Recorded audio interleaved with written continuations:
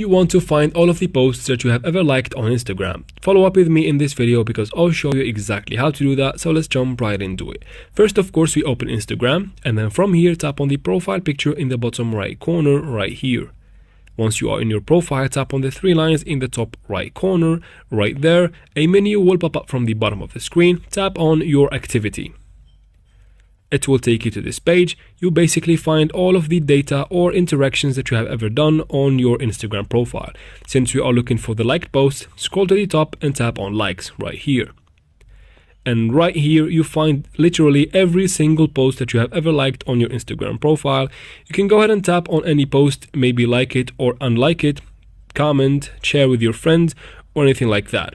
Once you're done from all of that, you can quit and find more filters in the top. Maybe you find all the likes by this week or this month, or maybe by your specific creators, or you can even sort out from the oldest to the newest. And that is it for this video, guys. I hope this video was helpful. If it was, please like and comment down below. Don't forget to subscribe for future videos like this one, and thank you very much for watching.